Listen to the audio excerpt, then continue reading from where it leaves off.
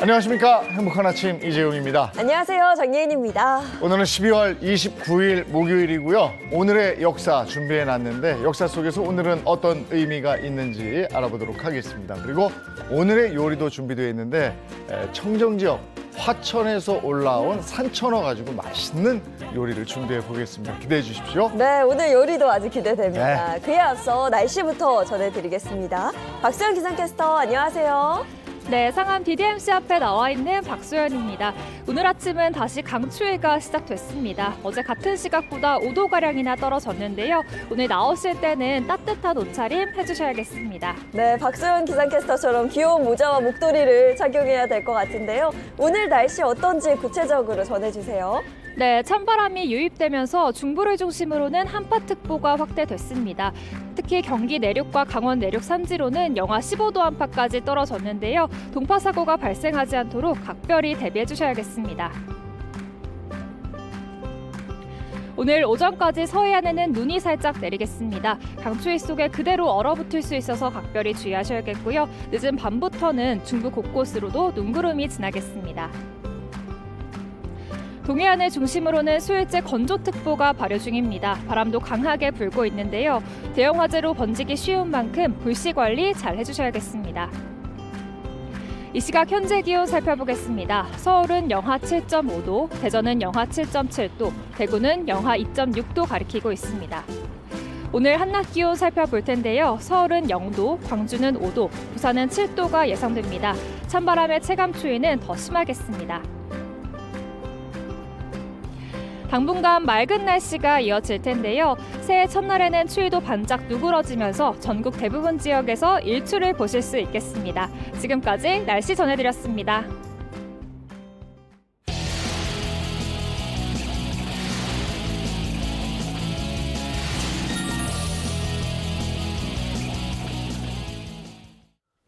화제 이슈를 발빠르게 전해드리는 모닝 브리핑 순서입니다. 최영일 시사평론가와 함께합니다. 어서 오세요. 안녕하세요.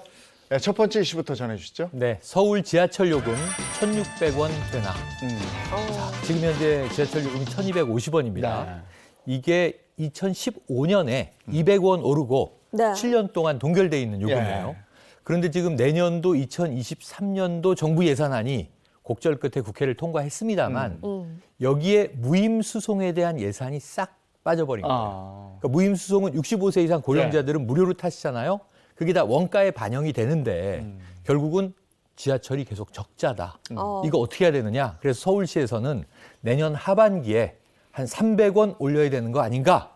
지금 적극 검토한다고 하니까 오를 가능성이 높습니다. 네, 서울 지하철 요금이 7년 만에 오를 가능성이 높다 이런 이야기인데요.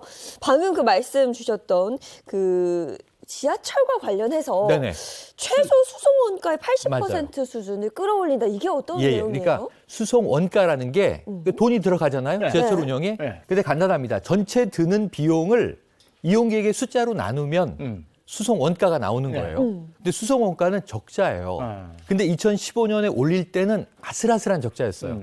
당시에 수송 원가가 1,270원. 근데 요금이 1,250원 됐으니까 한 1인당 20원씩 손해는 보지만 그 수준이 비슷한데 그 사이에 물가가 많이 올랐고 최근에 수송 원가는 1,988원까지 갔습니다. 근데 지금 1,250원이니까 한 사람 태울 때마다 적자 폭이 얼마나 그러네요. 크겠어요? 2020년에 적자가 1조 1,000억 원 정도. 그리고 지난해의 적자는 한 1조는 아슬아슬 안 되는데 한 뭐 이제 9천억이 넘어서 결국은 해마다 한 1조 내외를 손해보고 있다.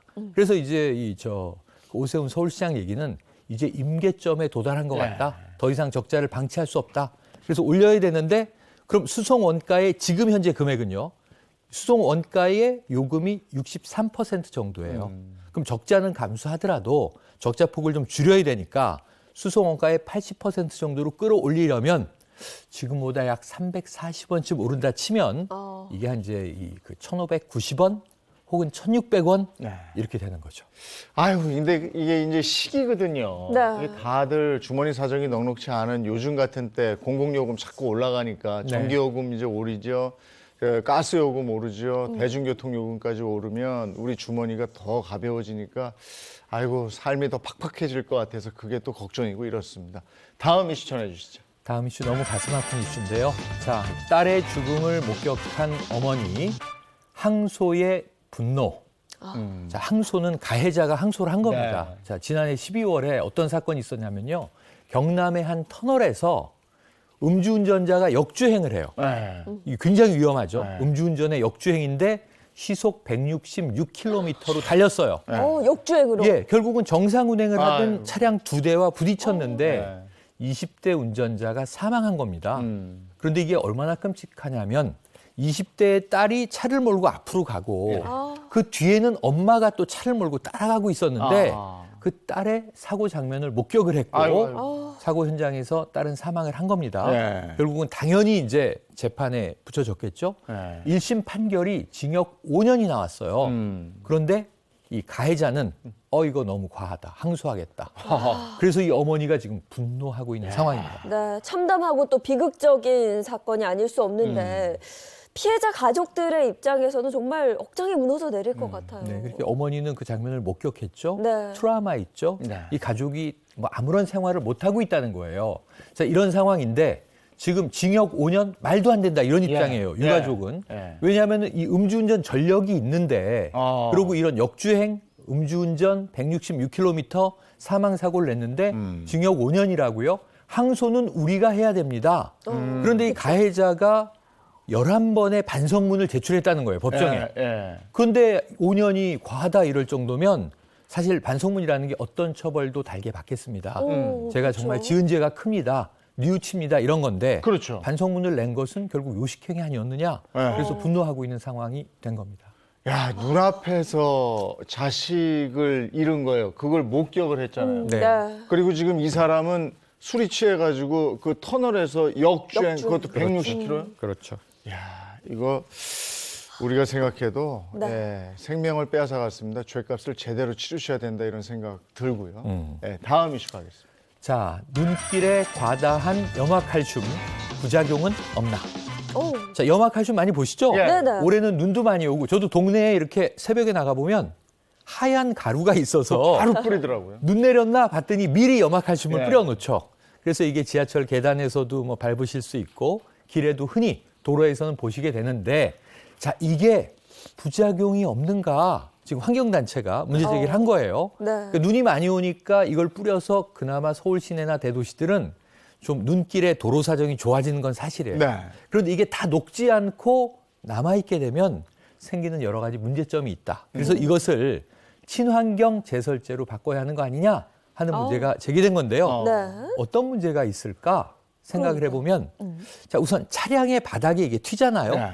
금속이 부식이 됩니다. 음. 그러니까 자동차가 부식이 될 수 있고 그럼 도로도 이게 녹지 않고 도로에 쌓여 있게 되면 도로가 빨리 훼손이 돼요. 예를 들면 포트홀 같은 것의 원인이 될 수 있다. 그럼 상당히 위험할 수 있죠.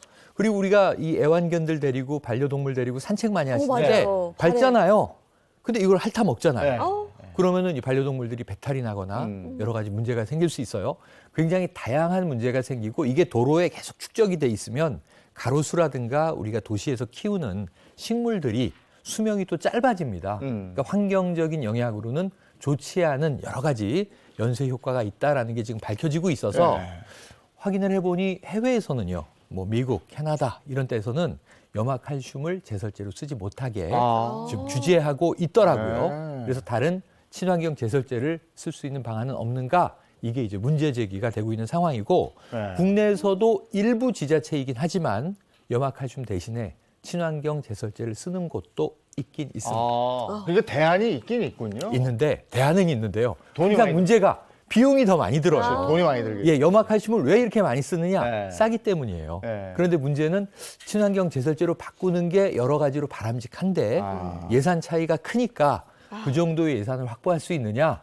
눈이 덜 내리는 겨울이라면 별 걱정 없겠지만 네. 올겨울 같은 경우에는 아마 지자체마다 이 염화칼슘 이상의 친환경 제설제 예산 확보가 최우선입니다. 대안이 있다니까 네. 한번 고민해 볼 만하네요. 그죠? 비용이 만만치 않아서 네. 그런데. 환경이 또 중요하니까. 예, 알겠습니다. 오늘 여기까지 하겠습니다. 모닝 브리핑 최영일 시사평론가와 함께했습니다. 고맙습니다. 고맙습니다.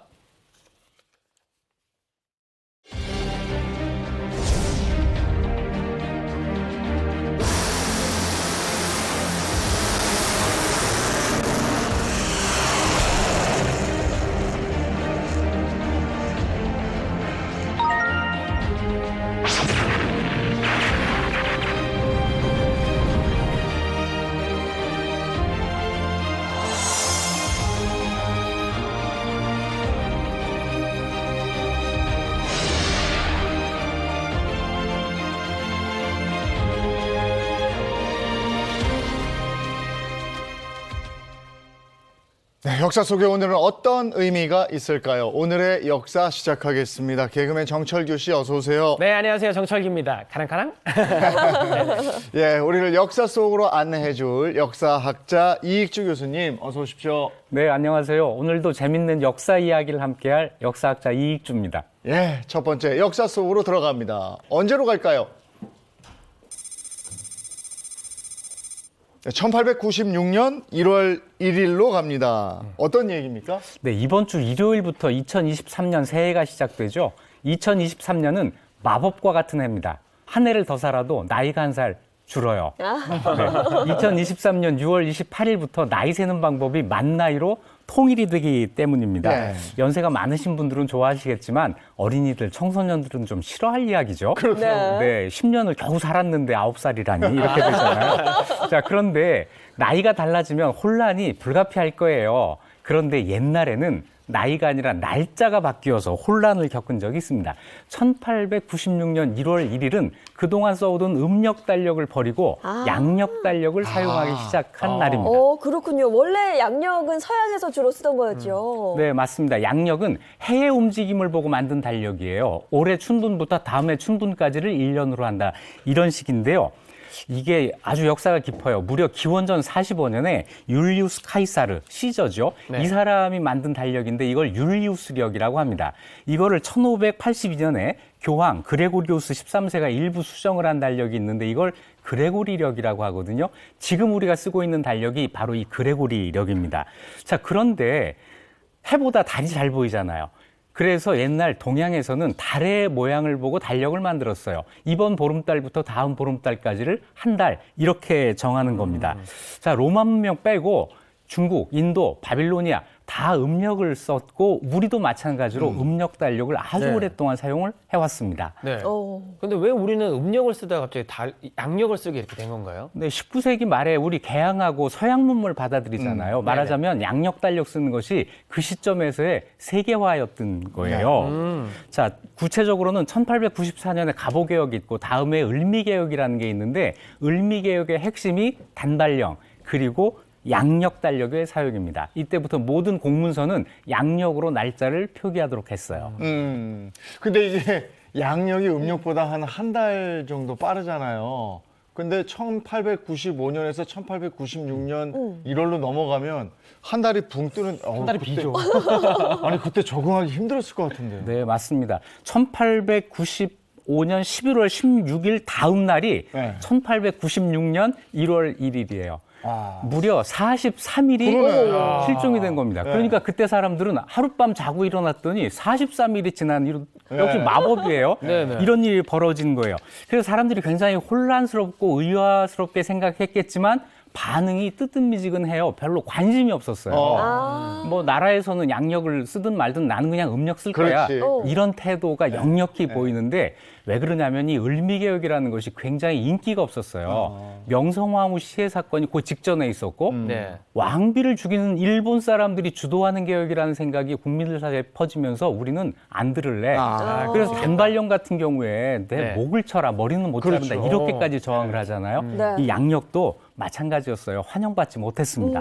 음력이 우리나라에서 완벽히 사라지기는 어려울 것 같아요. 네. 주변에 보면 지금도 생일을 그렇죠. 음력으로 음력생을 챙기시는 분들 맞아요. 계시고 명절도 그렇고요. 맞아요. 공식적으로는 양력을 사용하게 하지만 음력은 정말 강인한 생명력을 유지합니다. 지금도 조상님들 제삿날, 어른들 생신 이거 다 음력으로 지내서 며느리들 기억력 테스트하잖아요. 그리고 또 사주팔자 음력으로 봐야 되고요. 맞아요. 띠, 쥐소범토용뱀말 띠 네. 이거 전부 음력으로 따지잖아요. 결정적으로 추석은 양력으로 셀 수가 없어요. 네. 양력 8월 15일 날은 보름달이 안 뜹니다. 그러네. 그렇죠? 떠주지 네. 좀. 네. 근데 궁금한 게 왜 그러면은 그 설날 같은 경우는 양력의 신정 이렇게 하고 그 음력의 구정 이렇게 두 번을 쉬게 된 거예요, 그러면? 네, 이것도 일종의 이중 과세예요. 두 번 해를 보내게 되는 건데 네네. 일제 강점기에 일본에서 아주 강력하게 양력을 요구합니다. 한국 사람들이 음력서를 못 쓰게 해요.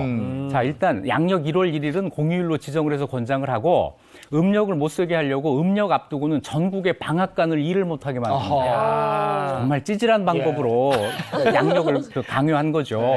또 음력 설날 한국 사람들이 흰 옷을 입고 세배 다니는다는 것에 착안을 해가지고 사람들한테 검은 물총을 막 쏴서 흰 옷을 못 입게 만들어요. 뭐야, 네, 초등학생 이런 일까지 벌입니다. 네. 그러다 보니까 한국 사람들은 음력서를 세는 것이 독립운동하는 거야.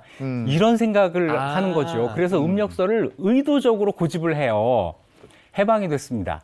해방된 다음에 양력서를 셀 것도 같은데 이 전통이 그렇게 쉽게 없어지지 않아요. 네. 정부에서는 양력서를 권장하는데 국민들은 계속 음력서를 고집을 하는 거예요. 네. 이래서 이중과세를 계속하다가 결국 정부가 질 수밖에 없죠. 1985년에 음력서를 민속의 날이라고 지정을 해서 휴일로 정합니다. 자, 그래서 하루 이제 쉬게 하는 건데 그래도 국민들의 여론이 가라앉질 않아요.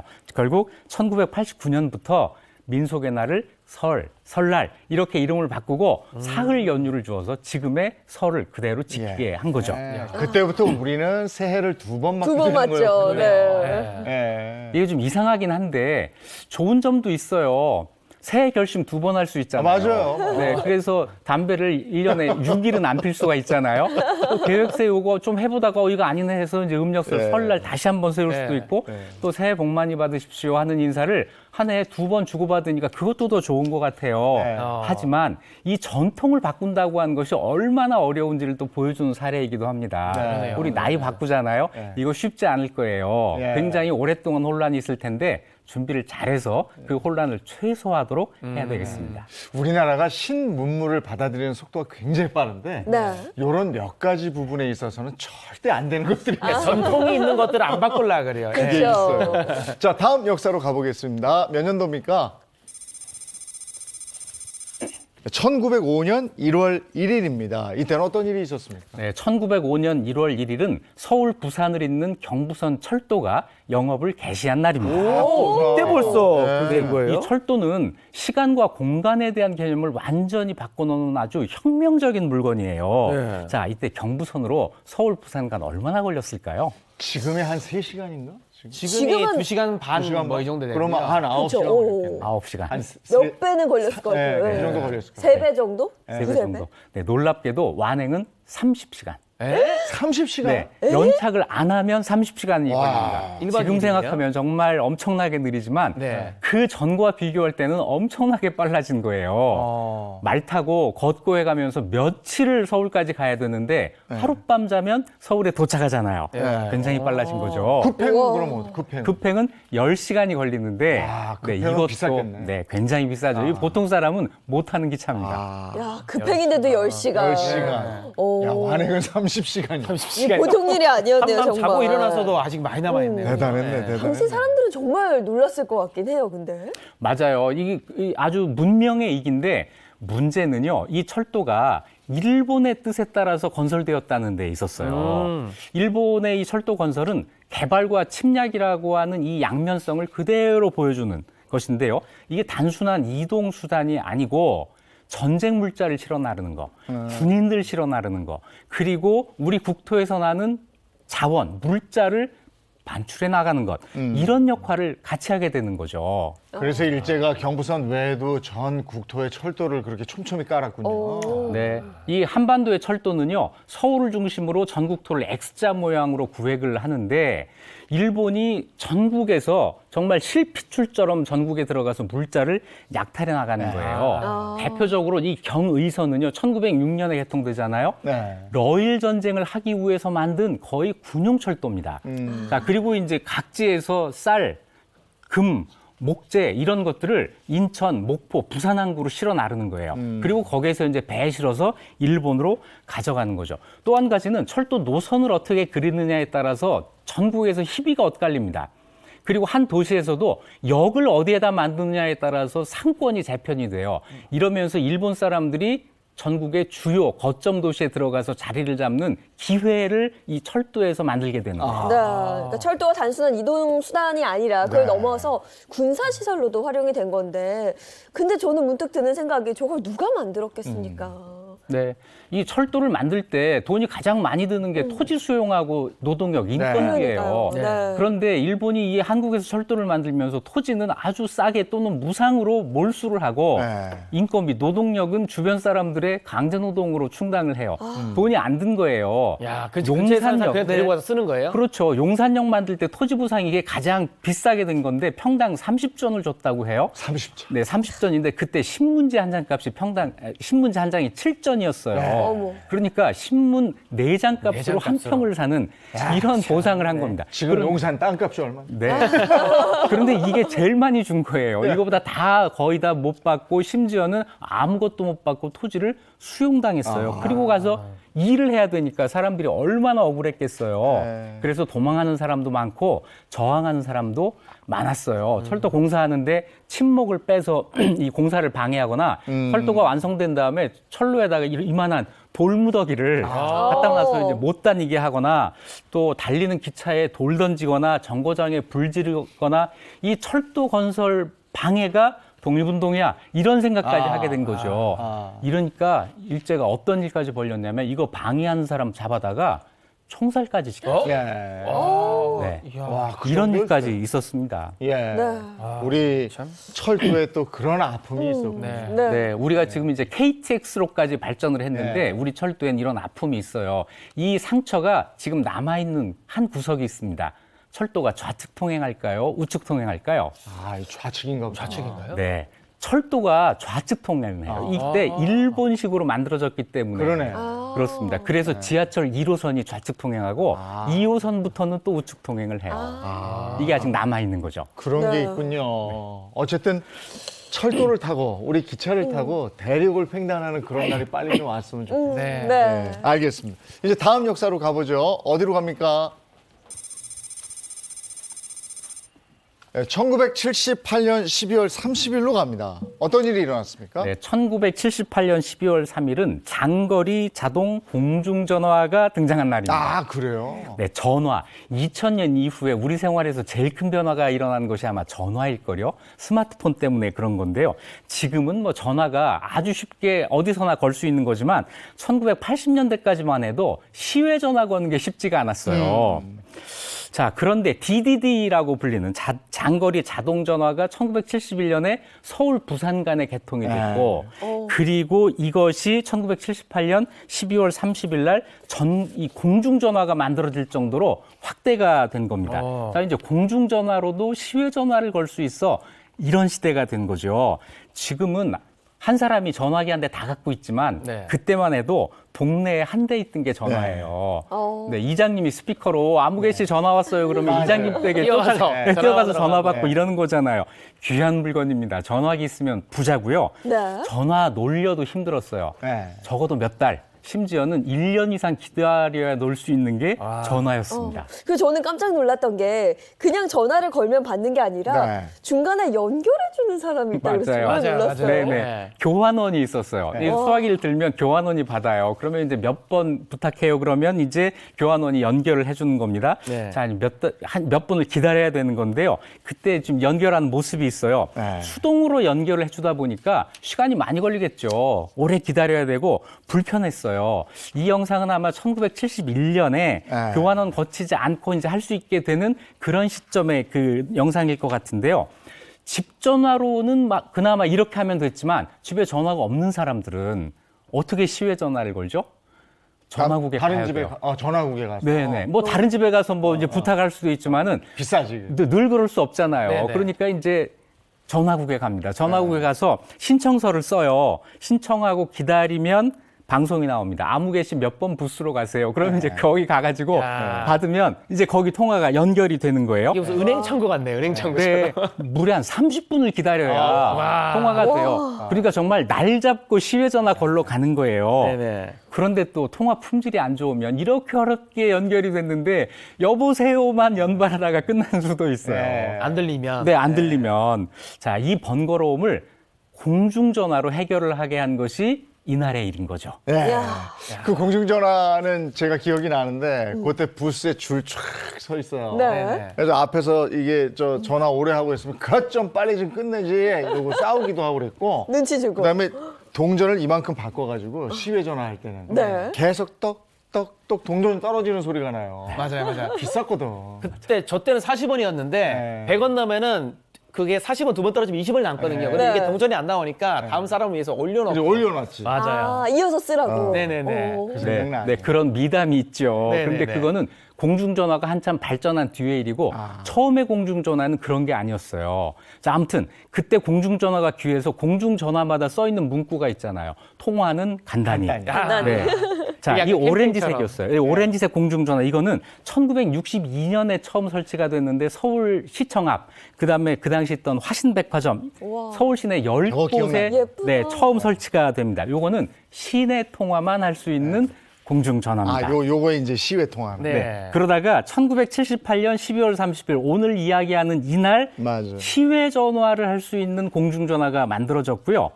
그리고 요것이 조금 더 발전을 해가지고 시내 시외 겸용 전화기로 된 것이 보이는 저거고, 카드 넣는 거예요. 네, 이제는 동전이 이제 떨어지고 하니까 불편하잖아요. 네. 카드를 넣는 전화기로 바뀌어요.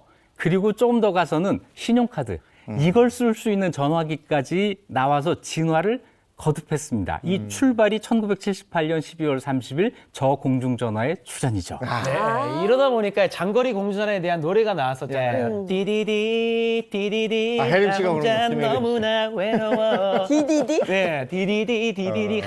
네. 전화하고 싶은 그 마음 이런 거. 네네. 오, 지금 노래 나오는 것 같은데요? 어? 기다릴 수가 없어. 히트했어요 이거. 마지막 동전 하나 손끝에서 떠나면 엄청 마지막- 신나는 노래네요. 모르세요? 저는 잘 몰라요, 이 노래. 아. 디디디. 혼자서 너무나 외로워. 더 하고 싶은데 동전은 요거밖에 없고 애절한 마음을 표현한 거죠. 어. 네. 저 노래를 사료로 취급하면은요, 마지막 동전 이런 거 보면은 1986년 이전의 상황을 노래로 만든 영화입니다. 네. 그 이후는 카드를 썼기 때문에 동전 이렇게 애달파하지 않았거든요. 네. 자, 그러다가 이제는 이동전화까지 나오는 이런 시대로 갑니다.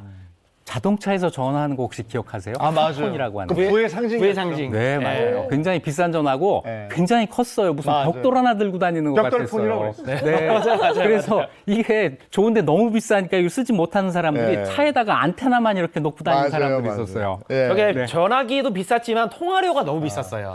그리고 또 이제 그 다음에 획기적으로 바뀐 게 시티폰이에요. 저희 세대예요. 시티폰? 공중전화 쭉 네. 줄 서 있는데 공중전화 박스 옆에서 돼 이게. 네네. 어. 거기서 시티폰 하면 또 그게 부의 상징. 그게 100m 안으로만 되는 그 맞아, 거리가 맞아. 있었어요. 걸 네. 수만 있는 거. 네. 걸 수만 있는 시티폰이라는 거 나오는데 이거 얘기하려면 삐삐 얘기 먼저 해야 돼요. 네. 삐삐라는 거 아세요? 내가 내 번호를 보내주면 나한테 전화 걸어줘 이거죠. 네. 그러면 전화번호를 받은 사람이 공중전화로 달려가서 전화를 하는 건데 이 걸기만 하는 전화를 만들면 삐삐하고 같이 갖고 다니면 좋잖아. 이런 아이디어를 가지고 개발한 게 시티폰이에요. 이 삐삐 많이 쓰였습니다. 1990년대 네. 후반에 한 2천만 명이 가입했다고 맞아요, 하니까요. 와. 네, 다 그거 차고 다녔죠. 네, 맞아요. 그러니까 시티폰도 성공할 줄 알았는데 시티폰 나온 다음에 바로 걸고 받는 게 다 되는 전화기가 나와버렸어요. PCS라고 나와가지고. 네. 예. 그래서 다 망했습니다. 시티폰 망했어요. 네, 그 어디 드라마에 나오는 그 하숙집 주인 아저씨가 이것 때문에 망하는 장면이 맞아. 있잖아요. 네. 네, 자 앞으로 이 스마트폰까지 나왔는데 이게 또 얼마나 발전할지 정말 네. 지켜볼 만한 일입니다. 네. 그리고 그 시대에 그 광고를 김국진 씨가 했다는 것도 네. 여보세요? 이거잖아요. 역시 그때 김국진 씨가 잘 나갔구나. 예. 다음 역사로 가겠습니다. 1963년 1월 1일로 갑니다. 이땐 어떤 일이 있었습니까? 네, 1963년 1월 1일은 일본에서 우리 잘 아는 아톰이 만화 영화로 탄생한 날입니다. 아. 네, 아톰은 데스카 오사무라고 하는 만화가에 의해서 1952년에 처음 만들어졌는데 이것이 만화 영화, TV 만화 영화로 만들어진 날이 1월 1일이에요. 네. 일본에서는 이게 평균 시청률이 30%가 넘었다고 그래요. 우와. 지금도 기록을 갖고 있는데 한국에도 이게 들어가요. 1970년대 지금은 없어진 TBC 방송국에서 이 만화 영화를 상영을 했고 1980년대에는 돌아온 아톰이라는 이름으로 아톰의 후속작을 또 방영을 해서 우리나라에도 이 아톰에 대한 추억이 많은 분들 참 많이 계시죠. 너무너무 재밌었죠. 우주소년 아톰. 이거 아직도 기억이 나니까. 근데 이게 로봇인데 네. 소년의 감성을 가지고 있어서 아이들이 너무너무 맞아요. 좋아했어요. 네. 네, 이 만화가 데스카 오사무가 사람 같은 이 캐릭터를 만들려고 로봇 캐릭터를 만들려고 한 거예요. 그래서 만화 중에서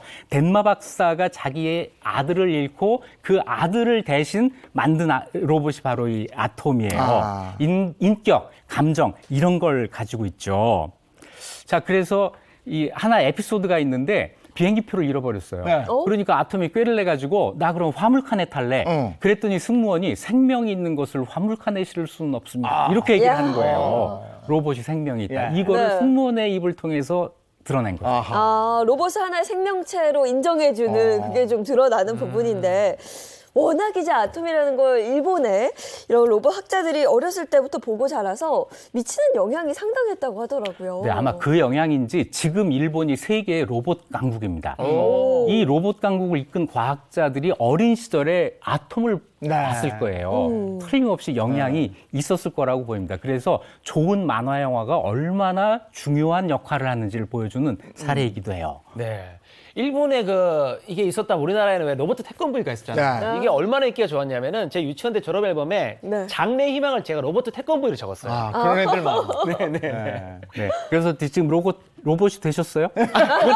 그만큼 네. 제가 좋아했 그때 대한극장에 막 줄 쫙 서서 이거 봤어요. 네, 맞아요. 이게 1976년 7월 24일 날 처음 세상에 나왔는데요. 1980년대 초까지 극장가를 강타합니다. 네. 많은 사람들이 극장에서 보고 이 노래 따라 부르고 그리고 특이한 것, 태권도와 로봇을 접목시켰어요. 맞아요. 그리고 또 한 가지, 이 효과음이요, 국악기로 낸 거예요. 이거 오. 굉장히 획기적인 시도였어요. 네, 그런 말 있었잖아요. 태권브이와 마징가 그렇지. 제트가 싸우면 네. 누가 이길 거냐. 태권도가 이기지. 이기죠. 근데 싸우면 안 되죠. 예. 사이좋게 지내야죠. 마징가는 일본 거 아니었어요? 네, 정답은 싸울 일이 없다라는 겁니다. 아, 그렇습니까? 예, 호랑이하고 사자는 만날 일이 없거든요. 그런데 기술적으로 보면 로봇 태권브이가 조금 더 앞서 있었어요. 네네. 뭐냐면 그 안에서 훈이가 동작을 하면 로봇이 그대로 따라하는 맞아요. 거거든요. 영화 리얼스티처럼. 그러니까 뇌파 네. 같은 게 이제 거기 이제 적용이 된 거예요. 그래서 기술적으로 조금 앞선 로봇 태권브이가 이기지 않을까 하는 것이 네. 한국인들의 생각입니다. 소리가 날쌔거든요. 그리고 그거 있잖아. 국가 비상시에 국회 그 도움형 그게 뚜껑이 딱 열리면 로봇 태권브이가 쫙. 그거 있지 않습니까? 있는 걸로 알고 있는데. 아니 그냥 하는 얘기지. 예, 오늘 역사 속으로 들어가 봤습니다. 이익주 교수님 고맙습니다. 네, 고맙습니다.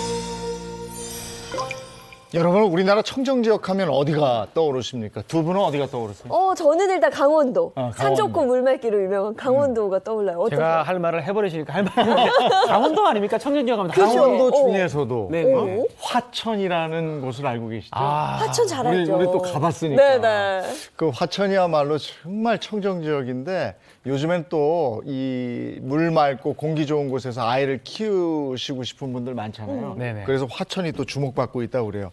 오늘은 화천군에 대해서 자세히 좀 알아보도록 하겠습니다. 화천군 최명수 부군수와 함께 얘기 나누죠. 어서 오십시오.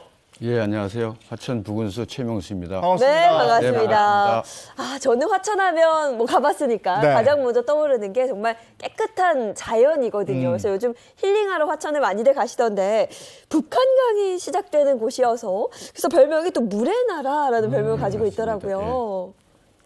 예, 저희 화천군 전체 면적은 909평방킬로미터입니다.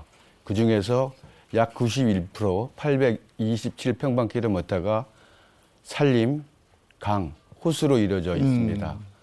그리고 여러분이 잘 아시다시피 그 우리 수도권 지역의 식수원인 북한강의 최북단 상류 지역이기도 합니다. 네. 그리고 저희 화천에 오시면 힐링 장소를 말씀하셨는데 뭐니 해도 최고의 힐링 장소는 저희 군에서 조성한 그 북한강 수변으로 조성한 43km의 그 산속길과 그리고 평화의 댐까지 이어지는 자전거 라이딩 코스를 아, 좋다, 저기. 말씀드리고 싶습니다. 원시림이 쫙 있는 거예요. 네. 맞습니다. 예. 화천군은 우리가 알기로는 군사도시고 또 접경 지역이고 이렇게 알고 있는데 네. 이 천혜 자연, 멋진 공기와 그 멋진 풍경을 가지고 있기 때문에 아이들을 이런 자연 환경 속에서 키우고 싶다 하는 분들에게 관심이 그렇게 많다면서요. 예, 맞습니다. 사실 요즘 부모님들의 가장 큰 걱정거리가 교육 문제가 아닐까 싶습니다. 오죽하면 신혼부부들이 아이 낳기 힘들어서 출산을 미룬다는 그런 얘기까지 있습니다. 이런 점을 저희가 충분히 고려해서 저희 화천군에서는 그 아이 기르기 가장 좋은 화천을 만드는 것을 행정의 최우선 목표로 삼고 있습니다. 네. 엄마가 아이를 출산을 하고 또 그 아이가 유치원서부터 대학교 졸업할 때까지 그 교육에 관한 한 아무 걱정 없이 공부할 수 있도록 지원하는 것이 우리 화천군의 최고의 목표인 것입니다. 그리고 이러한 목표 노력들이 금년 그 화천형 교육정 정책으로 행안부에서 정한 올해의 그 모범 사례로 선정되기도 예. 했습니다. 이야.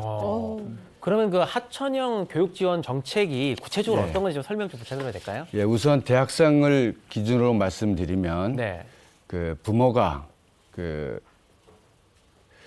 우리 부모들이 그 화천에서 실거주하고 네. 3년 동안 실거주하고 그리고 주민등록이 화천에 돼 있다 그러면 그 학생이 그 아이들이 어디에 있든 어느 대학을 다니든 4년 동안 대학금 전액을 무료로 지원하고 와. 그리고 추가를 해서 그 방세까지도 50만 원 법인에서 방세까지? 네. 지원하고 있습니다. 그리고 그 다음에 초중고생들인데요. 초중고생들에게는 그 방과 후 학교라든지 그 다음에 다양한 교육 프로그램을 제공하고 있고 특히 저희 화천에서 운영하는 화천학습관은 서울의 유명하신 그 대학 그 학원 강사분을 초청을 해서 학생들과 같이 기숙을 하면서 그 공부도 지도도 하고 대학 입시 진로도 같이 진행하고 있습니다. 화천군이 인구가 그렇게 많지 않고 또 여러 가지로 재정적으로도 어려운 부분이 많을 것 같은데 그리고 또 아이들이 대학 졸업한 다음에 화천군으로 돌아와서 여기서 생활하는 것도 아니잖아요. 예, 맞습니다. 사실 그런 우려점이 있는 것이 사실인데요. 저희는 그 나무가 아닌 숲을 오늘이 아닌 내일을 준비해 보고자 합니다. 우리 인구가 비록 2만 5천에 불과하지만 우리 아이들이 대학을 졸업하고 사회에 나가서 사회의 건전한 그 구성원으로 성장한다면 그 인구수는 그냥 숫자에 불과할 것이라 판단하고 있습니다. 예산이 부족하면은 저희 공무원들이 예산을 더 알뜰하게 설계를 하고 또 그것을 알뜰하게 집행한다면 큰 문제가 없을 것이라고 판단됩니다. 네. 또 아울러 사실 열악한 재정으로 물론 사회 간접 자본의 투자도 중요하지만 우선 그런 것들은 잠시 미뤄두고 우리가 필요한 어린이들에게 아이들에게 교육을 좀 더 신경 써주는 것이 우리의 임무가 아닌가 싶습니다. 네.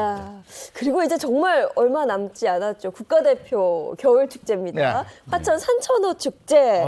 네. 곧 시작이 될 텐데 축제 소개부터 좀 부탁드릴게요. 예, 알겠습니다. 저희 얼음나라 화천 산천어 축제는 내년 1월 7일부터 1월 29일까지 약 23일간 개최됩니다. 화천 산천어 축제는 국내 유일 겨울에 행사하는 축제 중에서 5년 연속 대한민국 대표 축제로 선정이 되었고, 지금은 대한민국 글로벌 축제로 대한민국을 대표하는 축제로 발돋움하고 있습니다. 특히 저희 산천어 축제는 적은 비용으로 큰 즐거움을 누릴 수 있는 그런 축제라고 자부하고 있습니다. 축제장에 오시면 눈과 얼음으로 완성된 체험형 즐길거리를 즐길 수가 있고, 또한 저희 산천어로 준비된 각종 요리를 맛보실 수가 있습니다. 저희가 그 코로나 터지기 전에 갔었죠. 네. 거기 가서 산천어 축제를 같이 즐기고 그리고 화천의 맛을 좀 보고 그리고 왔기 때문에 더 생생한데 지금 강추위가 닥쳐서 축제 준비 어떻게 돼가고 있는지, 그리고 요즘에 또 이제 안전 신경을 쓰셔야 돼서 안전한 축제가 될지 산천어 축제의 이모저모가 궁금해요. 또 관광객도 워낙에 많이 오는 거기 때문에 이 부분에 대한 소개도 좀 해주시겠습니까? 네, 맞습니다. 산천어 축제는 사실 얼음판에서 축제를 열다 보니 안전이 가장 큰 문제입니다. 특히 얼음 두께가 가장 중요한데요. 다행히도 올해는 일찍 추위가 찾아와서 저희 축제장 그 얼음 두께는 축제를 안전하게 치를 수 있는 약 25cm 이상 얼었고, 이대로 계속 그 얼음이 얼어준다면 축제 개막일 전후로 해서는 약 30cm 안팎으로 두께로 얼음이 조성될 것으로 보고 있습니다. 또 축제가 시작되면 매일 아침 재난구조대가 얼음판 밑으로 잠수해서 그 얼음의 질, 강도, 두께 등을 측정하고 이 자료를 가지고 안전을 고모해서 당일 입장객을 정하고 있습니다. 네, 이 산천어 축제 즐길거리, 볼거리 중에서 가장 추천하는 게 있다면 어떤 게 있을까요? 예, 물론 저희 산천어 낚시를 말씀드릴 수 있습니다. 꼭 한번 체험해 주시기 바라겠습니다. 다음으로서 소개해드리고 싶은 거는 세계 최대 실내 얼음 조각 광장입니다. 저희 중국 하얼빈 기술자 빙등 조각가 26분이 약 한 달 동안 준비한 빙등 조각을 한번 관람해 보시기를 적극 추천드리겠습니다. 네. 또 이게 다가 아닙니다. 산천어 축제만 화천에 있는 게 아니라요. 최근 국내 최북단 백암산 케이블카 뿐만 아니라 또 4개 관광 콘텐츠를 다양하게 개발하고 계시다고요. 예, 사실 화천에는 겨울 축제뿐만 아니라 사계절 관광 상품이 다양하게 준비되어 있습니다. 특히 올해 준공된 민통선 최북단 백암산 케이블카는 1179고지를 오르는 그런 코스입니다.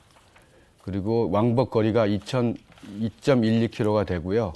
이 백암산 전망대에 오르시게 되면 북쪽으로는 북한의 인남댐을, 동쪽으로는 우리의 평화의 댐을 관람하실 수가 있겠습니다.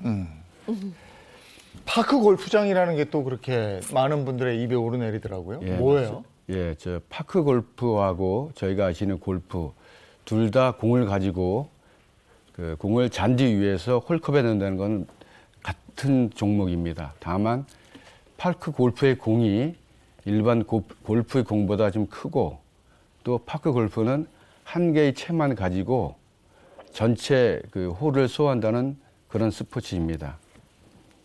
우리 화천구는 북한강 수변을 중심으로 총 54홀 규모의 파크 골프장을 운영하고 있습니다. 이용료는 18홀을 기준으로 해서 1인 5,000원. 그러나 관광객들에게는 숙박하는 관광객들에게는 무료로 라운딩 혜택을 제공하고 있습니다. 네. 많은 분들이 오고 계시죠? 예, 그렇습니다. 저희가 운영하는 파크 골프장은 총 3개이고 지난해 7월부터 올 11월까지 총 14만 8천 명이 다녀가셨습니다. 이 중 절반가량인 7만 4천여 분이 외진이고, 거지 지역을 살펴보면 수도권은 물론 전라도, 경상도, 충청도 등 전국의 도농 회원들이 다녀가셨습니다.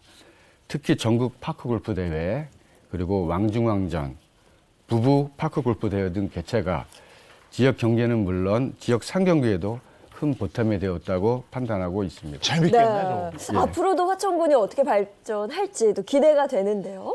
예, 우리 군의 궁극적 목표는 살기 좋은 환경을 만드는 것입니다. 앞으로는 고령화가 더 빨라질 것이고 일병에 대한 관심도 더 높아질 것으로 보고 있습니다. 이런 점을 대비해서 저희 군에서는 동서고속화철도 화천역 설치, 5번 국도 확보장 공사, 그리고 화천대교 신설 등 접근성 개선을 최우선적으로 추진하고 있고, 이런 거에 더해서 우리가 자랑하는 화천형 교육지원 정책과 복지 서비스를 최선을 다하도록 노력하겠습니다. 네, 고맙습니다. 오늘 화천군 최명수 부군수와 화천군에 대한 얘기 나눠봤습니다. 고맙습니다. 고맙습니다. 감사합니다.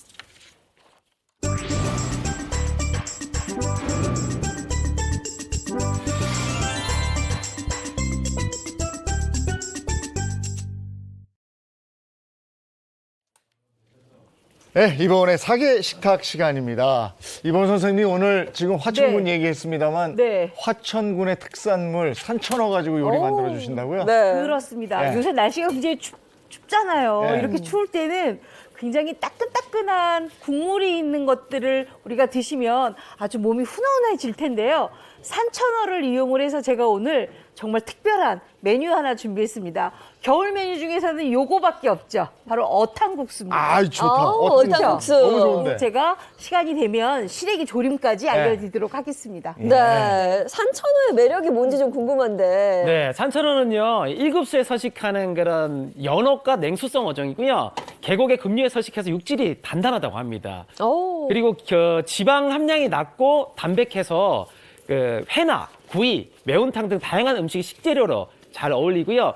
특히나 북한이나 중국에서는 보양식으로 아주 사랑을 받고 합니다. 네. 오, 우리 철규 씨가 공부 많이 했나 봐요. 네, 정말 저보다도 많이 하시는데요. 네. 본격적으로 한번 시작해 볼까요? 그럴게요. 일단 산천어가 어떻게 생겼는지 궁금하시잖아요. 네. 산천은 바로 이렇게 생겼습니다. 아, 보세요. 이거 산천어가 화천에서 아까, 살다가 그쵸? 서울로 올라왔네. 아까 우리 송어보다는 작다 그랬어요. 네네. 네. 송어보다 확실히 사이즈가 작고요. 그다음에 지방분이 조금 적어서 네. 굉장히 고기 육질이 담백할 뿐만 아니라 아주 살이 단단해가지고요. 조림, 탕, 뭐 찌개 다 아주 네. 맛있게 드실 수가 있습니다. 일단 요거 산천어 가지고 제가 일단은 요거를요. 손질을 하는데요. 손질하실 네. 때는 여기다가 굵은 소금을 좀 뿌려서 바락바락 비늘 부분을 좀 닦은 다음에 깨끗하게 씻어서 요 안쪽에 있는 아가미 쪽에서 내장을 빼내고 그다음에 토막을 치면 됩니다. 그래서 제가 이렇게 토막을 이렇게 좀 쳐놨어요. 이렇게 준비를 좀 해놨어요. 소금을 뿌려놓으면 약간 좀 더 생선이 단단해지고 그런 게 있나요? 그렇죠. 조금 그러니까 뭐랄까요? 그러니까 아무래도 이게 민물에서 나오는 거기 때문에 좀 이렇게 이물질이 좀 미끈미끈할 게 있어요. 그래서 그런 것들을 조금 없애주고요. 네네네. 요거를 일단은 냄비에다가 모두 다 이렇게 담으세요. 일단은 이렇게 내장만 뺀 상태에서 토막 네. 크게 내서 그리고 제가 지금 이렇게 다시팩을 하나 준비했는데요. 이 네. 다시팩에는 요 대파잎 이렇게 넣고요. 네. 대파 썰어놓은 거 넣고. 그쵸. 네. 그다음에 이렇게 생강까지 좀 같이 넣어주세요. 왜냐하면 요거는 건져내야 되는 부분이기 때문에 제가 일부러 이렇게 해서 지금 넣어요. 왜냐하면 어탕국수를 만들려면 네. 가장 중요한 게 뭐냐면 바로 이 산천어를 가지고 밑국물을 만들어 놔야 돼요. 아. 이 마중물을 만들어 놔야지만 어탕국수가 굉장히 맛있거든요. 그래서 요거 이렇게 해서 같이 넣을게요. 네. 자, 그랬으면 여기에다 일단은 물을 넣는데 물을 얼마나 넣느냐? 4리터를 넣습니다. 4리터. 굉장히 많은 양이죠. 네. 이것도 4리터를 네. 넣을게요.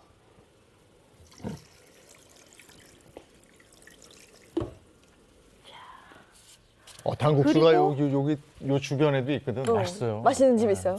겨울에는 딱이죠. 네, 선생님 지금 보니까 네. 내장 빼고 머리까지 싹 다 들어갔네요, 지금. 네, 네. 왜냐하면은 이렇게 끓인 다음에 우리가 왜 고운다는 얘기를 하죠. 네. 아주 진하게 뽀얀 국물을 만들어서 요걸 가지고 이제 밑국물을 할 거니까 이렇게 다 넣으셔야 됩니다. 아. 그리고 여기에다가 청주를 좀 넣어주세요. 맛술. 청주. 맛술 아니고 네. 청주예요. 청주예요. 네. 그다음에 요게 뭐냐면 다진 마늘이거든요. 다진 마늘도 같이 이렇게 좀 넣어주세요. 요걸 이렇게 끓여요. 이렇게 해서 어느 정도 끓이느냐? 이 산천어에 있는 뼈가 부스러질 때까지. 고아야 되는 수준이죠. 네. 왜냐하면 요거를 가지고 우리가 어탕국수를 만들어야 그 어탕국수의 아주 진한 국물 맛이 마치 사골국물처럼 우러나거든요. 네. 그래서 그거를 어떻게 만드느냐? 바로 요렇게 끓여놨어요, 제가. 근데 요거를 그냥 끓이는 게 아니고요. 네. 바로 여기 이렇게 대파잎 보이시죠? 네. 그다음에 요거 생강도 보이시죠? 오. 이렇게. 이걸 같이 넣는 이유가 혹시 있을까요? 이렇게 해야지만 아무래도 비린맛도 없고 아무래도 생선이니까 비린맛. 일급수에 살고 굉장히 깨끗한 물에 사는 산천어지만 그래도 비린맛은 있거든요. 생선이기 네. 때문에. 그러니까 이렇게 향신채를 넣어서 같이 끓여주시면 굉장히 좋죠. 자, 그랬으면 이따가 놓고요. 네. 요거를 이렇게 받아요. 와, 채에 또 한번 걸러주네요. 그쵸? 요거 이거 보세요. 다 쓸기 때문에 이렇게 걸러주는 그럼요. 거죠, 국물을. 네. 고기 보세요. 진짜 보약이겠는데요. 네. 이거 뭐 만지면 으스러지겠는데요, 진짜? 완전히 으스러지죠. 그럼 요거를 가지고 이렇게 으스러뜨려요.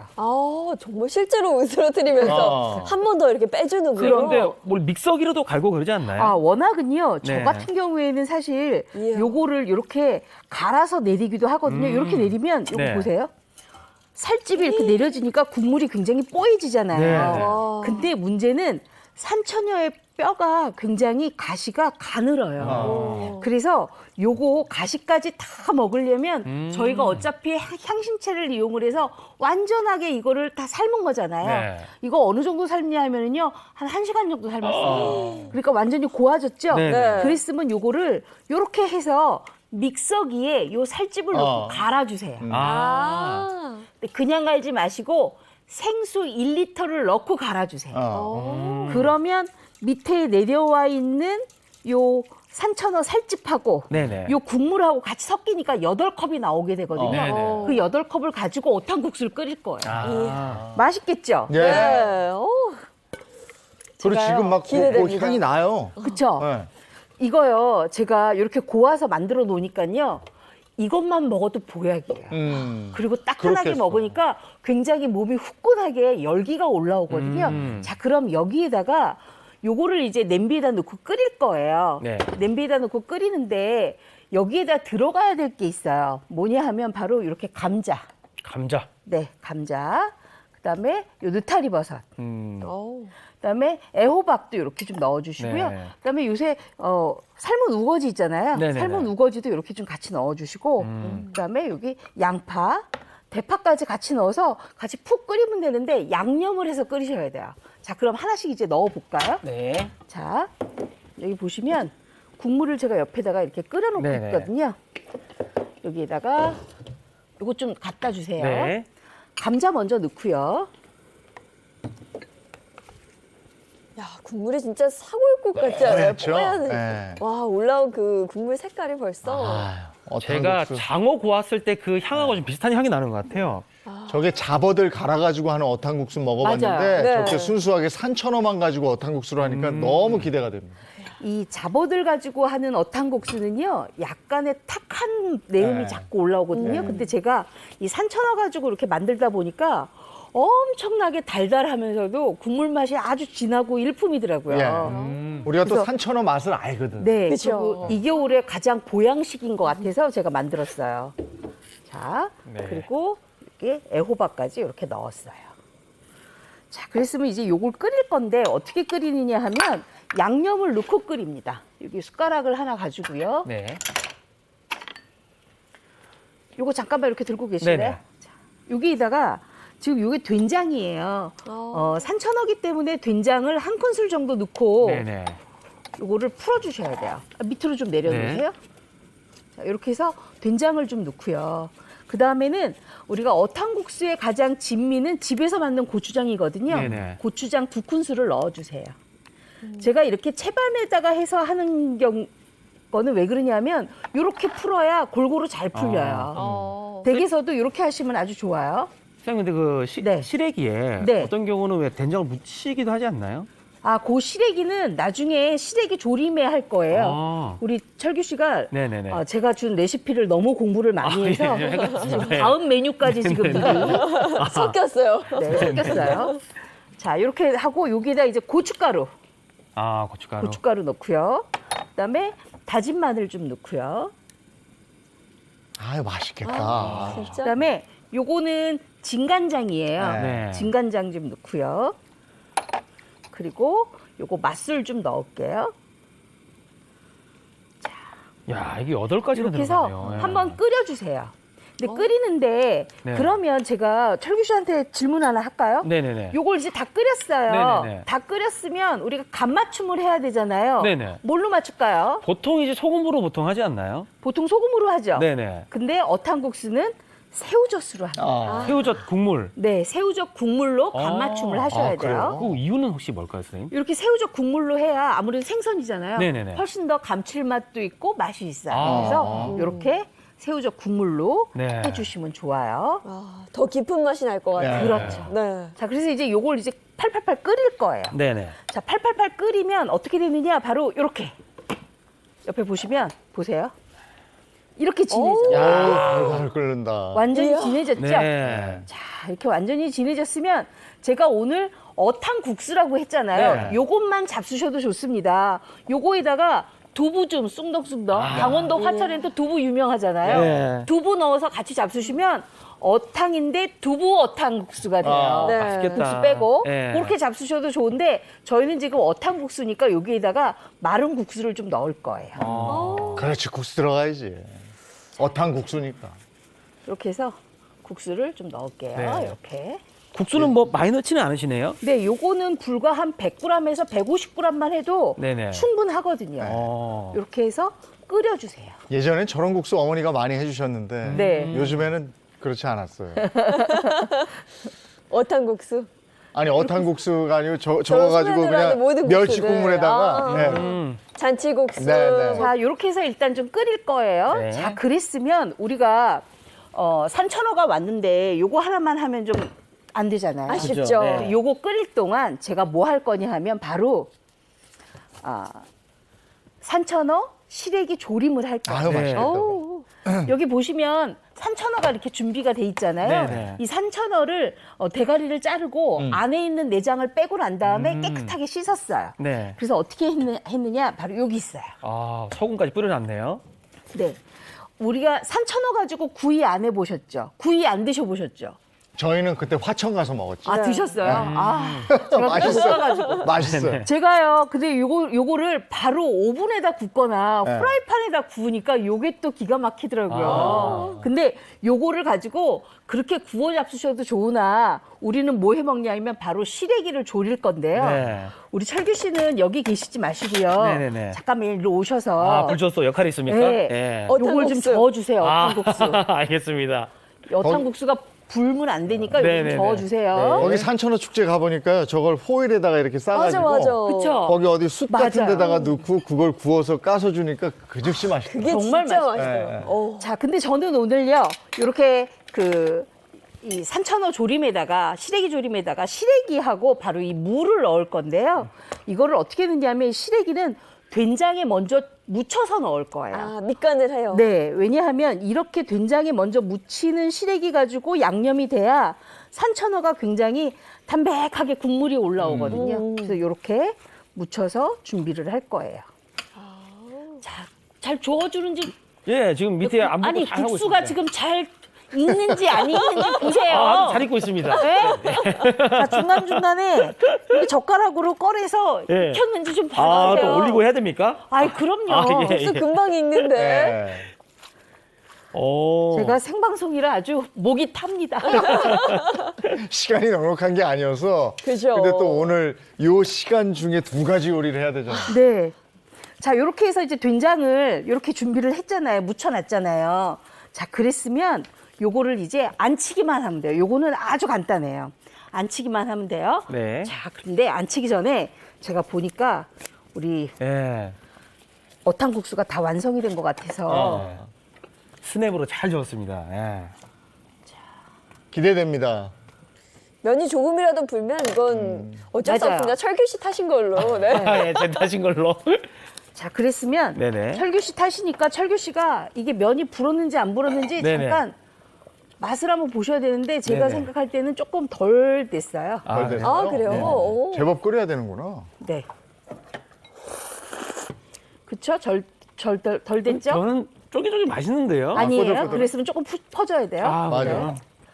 자, 이렇게 지금 끓이고 있어요. 네. 다시 한번 끓여주세요. 네네, 알겠습니다. 저기다 수제비 넣어서 그랬으면- 먹어도 맛있어요. 그죠. 네. 어우. 그랬으면 제가 지금 좀 앉힐게요. 냄비에. 다 이해들 하시죠? 생방송이라 어쩔 수가 없어요. 네. 네. 지금 8시 30분 딱 됐네. 네. 자, 그랬으면 여기에 있는 요 산천어른 좀 놔줘야 되는데 뭐부터 먼저 넣냐면요. 바로 요거부터 먼저 넣어요. 이렇게 무. 아, 무부터 아, 먼저. 물을 먼저 밑에 무에서 한번 단맛이 깔아줘요. 올라와야 이게 맛있거든요. 네. 그러고 난 다음에는 바로 이렇게 시래기를 깔아주세요. 아까 묻혀놨잖아요. 네. 근데 시래기를 깔 때는 그냥 깔지 마시고요. 꼭 된장에 이렇게 묻혀서 밑간한 상태대로 깔아주셔야 돼요. 아. 이렇게. 자, 요래야 맛있어요. 자, 그러고 난 다음에는 뭘 하느냐? 바로 양파를 깔아요. 그럼 단맛이 위로 올라오겠죠? 자, 그렇게 하고 난 다음에는 아까 산천어 우리가 준비했잖아요. 요거를 소금을 이렇게 털어요. 썰어서. 왜냐하면 그냥 하면 짜지니까 이렇게. 와, 무부터 그 위에 시래기, 양파 그 향이 네. 다 올라오면서 산천어를 익혀주는 그렇죠. 거잖아요. 자, 조금 그러고 난 좀 다음에는 꼬득꼬득해졌네요. 네. 산천어가. 그러고 난 다음에는 이제 양념장을 만드는데요. 양념장은 고춧가루에다가요. 다진 마늘 넣고 그다음에 요 간장 좀 넣고요. 매실청 넣고 맛술 넣고 만들기만 하면 돼요. 그럼 요걸 가지고 그냥 이렇게 올리세요. 아, 위에 끼얹어 주듯이. 이렇게 올려주세요. 야, 이거 맛있겠네요. 근데 요거를 그냥 졸이면은 아무래도 타겠지요. 그러니까 여기 쌀뜨물을 이렇게 해서 아. 자, 철규 씨 다 된 네네. 것 같은데. 예, 그렇습니다. 제가 선생님께 이거 꺼도 되냐고 여쭤보려고. 자, 이렇게 하고 쌀뜨물을 이렇게 넣고 네네. 물은 이걸 이제 어느 정도나 졸여주시면 넣어야 돼요? 요거는 센 불에서 한 15분 정도 졸이다가 중간 불에서 이렇게 뚜껑 덮고 찜을 해주시면 돼요. 그랬으면 요거 지금 산천어가 다 됐어요. 네네. 그 젓가락 새 아, 겁니다. 맛있겠다. 선생님. 이야, 어탕국수. 아, 맛있겠다. 어탕국수가 다 됐으니까 어탕국수를 이렇게 네. 그릇에다 좀 담고요. 이야, 맛있겠다. 국물을 오. 그득하게 담아주세요. 네. 야, 이 계절에 딱이죠. 그러니까 제가 또 원래 잔치국수를 좋아하는데 이게 국물이 진한 오탕국수니까. 네. 아, 밖에서 비주얼부터가. 썰매 타고 놀고 이러다가 도마 위에다 들어와서 올려놔주세요. 어탕국수 한 그릇 네. 그냥 뜨끈하게. 그럼 감기 뚝이죠, 뭐. 아. 저 한 자, 그릇. 근데 이 어탕국수는요, 한 가지를 더 해주셔야 돼요. 이렇게 국수까지 다 담았잖아요. 네. 그랬으면 국물을 진득하게 붓고, 진득하게 이렇게 붓고, 뭐 또 올라가나요? 네, 올라가요. 어. 완전히 올라가요. 뭐가 올라가느냐 하면, 네네. 이게 지금 제피가루예요. 아. 그리고 제가 제피를 직접 말렸거든요. 그게 없으면 시장 가서 사시면 되는데 요새 시장 가면 제피가루를 판매를 합니다. 그래서 살짝 올려주시고요. 없으시면 안 드려도 돼요. 그리고 부추를 이렇게 올려주세요. 아, 부추. 부추를. 그리고 깻잎을 살짝 올려주세요. 아. 그래야 향도 맛있어요. 네, 이렇게. 약간 취향에 따라 좀 이렇게 뭐 해도 되겠네요. 그쵸. 그리고 꼭 들깻잎, 이거 들깨잖아요. 들깨가루를 이렇게 뿌려주세요. 아, 이렇게 해서 맛있어 이제 잡수시면 돼요. 네네. 두 분께 먼저 줄. 네, 아우. 요거 먼저 기대됩니다. 한번 잡숴 보세요. 배달 갑니다. 아. 네, 있습니다. 맛있겠어. 일단 이 국물의 색부터가 정말 진하게 우러나서 이 자체로 그냥 보양식이 끝난 느낌이에요. 그렇죠. 제대로 아, 어탕국수다. 우리 철규 씨도 네, 우리 제가 한 그릇. 불조수도 좀 먹고 싶습니다. 네. 기대되는데요. 야, 국물이 진한 게 펄 때부터 딱 표가 나요. 그렇죠. 방금 그치. 닦아가지고 막 김이. 이렇게 해서 들깨가루를 딱 넣고 와. 와, 정말 맛있다. 와, 행복한 맛이야. 이렇게 잡숴 보세요. 저도 한번 먹어보겠습니다. 아, 야, 어탕국수인데 뭐 비린 맛은 전혀 안 나고요. 아이 그럼요. 비린 맛이 어떻게 나겠어요. 향신채랑 와. 산천어를 미리 다 끓여서 다 저희가 믹서로 곱게 갈아서 만들어 놓은 거잖아요. 와, 너무 부드러워요. 그렇죠? 막 입안에서 이 국물이 막 녹아내리는 느낌? 와, 그렇죠. 너무 기나고 좋다. 자, 그랬으면 제가 지금 이렇게 시래기 어탕 시래기 산천어 조림도 옆에서 지금 이렇게 끓고 있거든요. 네. 여기에다 이제 마지막으로 뭘 하느냐? 바로 대파만 올리면 끝나요. 이렇게. 이렇게 해서 그대로인데? 완성을 하시면 됩니다. 와, 저는 진짜 이렇게 제대로 된 어탕국수를 태어나 처음 먹는 것 여기에 같아요. 깻잎이 들어가니까 또 맛이 되게 좋은데요. 그렇죠? 향도 너무 좋고. 깻잎의 그 향신채 맛이 아주 좋아요. 그 어떤 어탕국수보다도 이 상암동 주변에 있어요. 몇 군데가. 아, 그래요? 근데 거기 이제 잡었는데 이게 산천어 가지고 이렇게 하니까 훨씬 더 맛있다. 야, 이건 네. 뭐 와, 맛이 깊고 또 깔끔해요. 제가 지난주에 술을 먹었는데 지금 이게 해장이 되는 것 같습니다. 아, 야, 어탕국수 정말 맛있어요. 어떠세요? 자, 그럼 제가 앞에 어탕국수 말고 산천어 시래기 조림도 같이 놔드렸거든요. 네. 그거 한번 잡숴 보세요. 근데 어탕국수에 지금 너무 빠져가지고 다음 요리를 넘어가지를 못하고 있어요. 그러네요. 야, 넘어가셔야 됩니다. 이것도 아주 기대됩니다. 와. 야, 시래기하고 잘 어울리네. 그렇죠. 아무래도 강원도 지역이라 시래기를 많이 우리가 네. 어머님들이 준비를 해놓으셨을 텐데요. 산천어만 가지고 이렇게 시래기 조림만 해도 아주 근사한 밥상이 만들어지니까 요거는 정말 보양 중에 보양인 메뉴죠. 이거 제대로 맛있는데 이거? 네. 산천어 살이 되게 담백하네. 부드러운데 담백하면서 탄력이 있어요. 그렇죠. 탄력 있죠. 네. 그 이유는 뭐냐면 아까 제가 산천어를 소금에 조금 뿌려서 좀 채반에 1시간 정도 두었잖아요. 네. 이렇게 꾸덕꾸덕해야 살집이 굉장히 단단해져서 부서지지 않고 아주 맛있게 드실 수가 있습니다. 예, 쌤 이게 보양식이라는 거잖아요. 그쵸, 아주 산천어가. 보양식이죠. 네. 그래서 야. 그렇구나. 그리고 가끔 이렇게 생선 조림 먹으면 생선에는 간이 안 배이는 경우가 있거든요. 그래서 네. 국물이랑 생선이 따로 노는데 얘는 그렇지가 않네요. 그렇죠. 네. 왜냐하면 제가 아까 소금에 살짝 절여서 채반에 받쳐서 1시간을 두었기 때문에 살에 탄력도 있을 뿐만 아니라 밑간도 되어 있어서 산천어를 굉장히 끝까지 맛있게 드실 수 있는 비법 중에 하나거든요. 간이 진짜 쏙 배 있어요.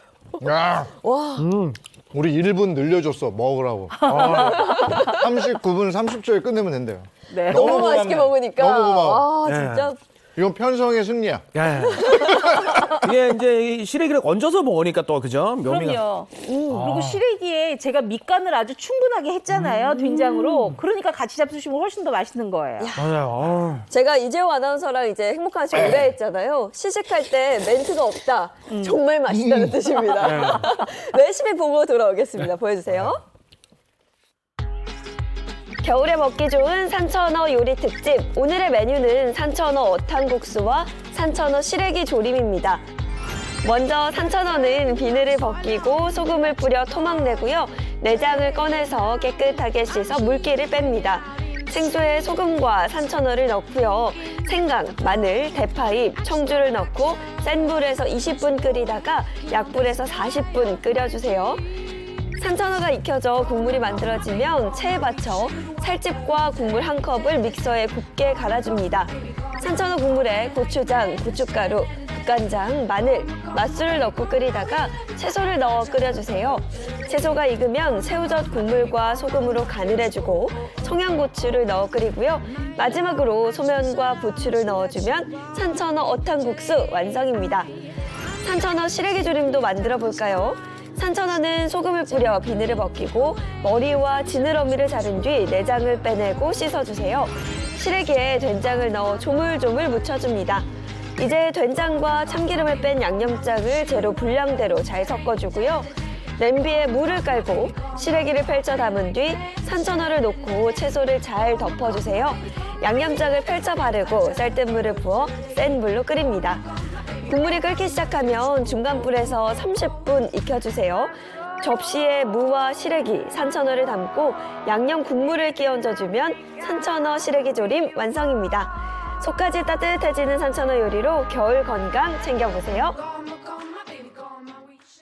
산천어 어탕국수, 산천어 시래기 조림인데 야 기가 막힙니다. 이거 강추인데 산천어 서울에서 구하기 좀 어려워서 네. 그죠? 가서도 제가 그때 산천어 축제 갔을 때 산천어 어탕국수 없었어요. 그래요? 이번 구이가 선생님 많았죠. 모셔다가 요거를 레시피 개발을 해야 되겠는데. 그럴까요? 지금 정말 맛있습니다. 부군수님도 나와 계시니까. 네. 자, 다음 주가 기대됩니다. 다음 주에는요, 바다의 맛으로 갑니다. 아주 오. 시리즈로 제가 할 건데요. 바로 첫 번째는 홍합입니다. 기대되시죠? 네. 아주 뜨끈뜨끈하게 홍합으로 맛있는 메뉴 기대해 주셔도 좋습니다. 홍합탕 그 향 자체가 야, 다음 주 기대됩니다. 네. 다음 주가 2023년의 요리네. 맞습니다. 네. 알겠습니다. 기대해 보겠습니다. 고맙습니다. 고맙습니다.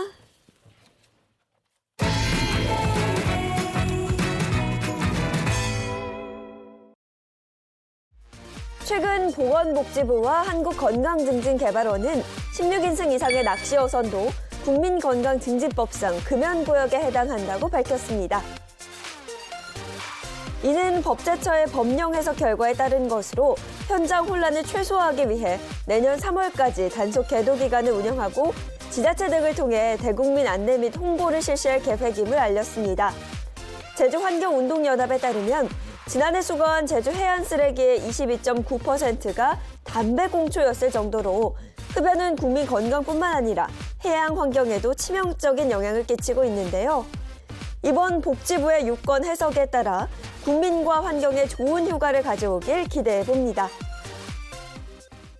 날이 좀 풀리나 했더니 더 추워지는 것 같아요. 네, 추운 와중에 오늘부터 날이 더 추워진다 그러고요. 주변에 보면 감기 환자가 요즘 부쩍 늘어났어요. 네. 건강 잘 챙기시기 바랍니다. 좋은 하루 보내시고요. 저희는 내일 아침 7시 30분에 돌아오겠습니다. 행복한 아침, 행복한 하루 되십시오. 고맙습니다. 고맙습니다.